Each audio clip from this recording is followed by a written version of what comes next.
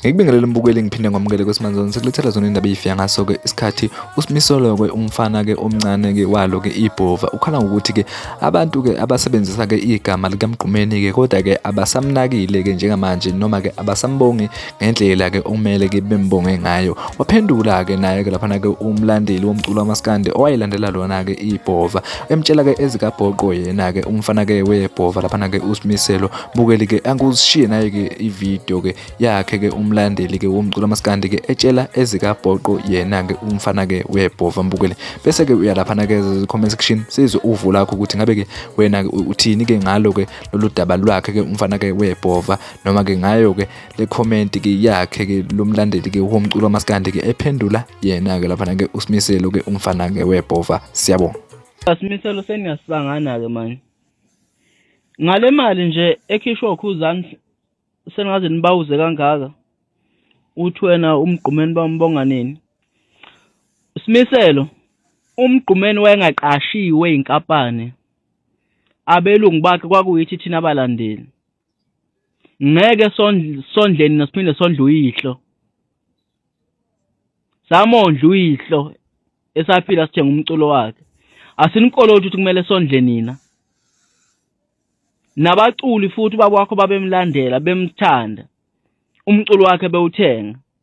ukuthi basebenza naye abakoloti nina ngane kaMgqumeni ukuthi kumele banondle.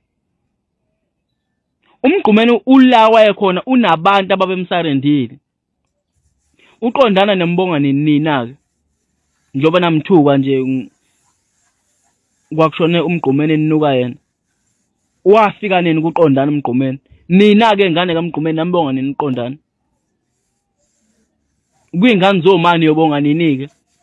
ngokusebenza noyihlo zimbeke phezulu aniyacika nje nasimisela hambani nosebenza Simiselo nathi asinabazali kade bashona asosibalisa la obaba babe nezinto zonke befuyile benezinto ababezenza emacele asazisobalisela abantu ku social media.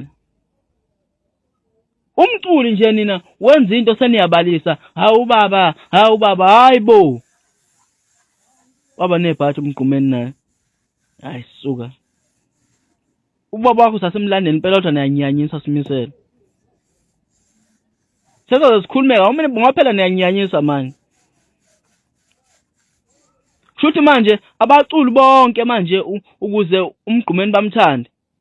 kumele babe ama step father kuwe ukuze ubone cha ngempela ubaba babemthandileke yonke into nje enomGqumeni phakathi ayekeni kahle nini.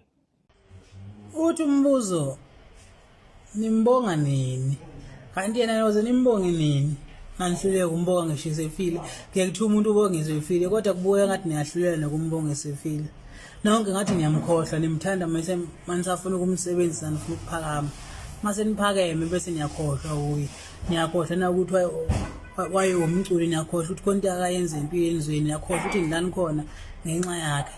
ngivele nishalaze njengathi aniboni nishalaze athi animboni nishalaze athi animboni kaze nimbonga nini uMgqumeni emadoda ufisa ukwazi ukuthi nimbonga nini ukubonga nje mfowethu akudingi imali akudingi usho ngomlomo ukuthi mfowethu la ngikhona uMgqumeni nesandla ngiyabonga la ngikhona mfowethu uMalu nesandla umsolo kobandayo ngiyabonga lokho ku right umuntu ushalaze nje imizi miye ngaphandle kodwa ayikho wakwabonga ngoMgqumeni nje yedwa aye kulungile mfowethu uthi wasikhuluma kakhulu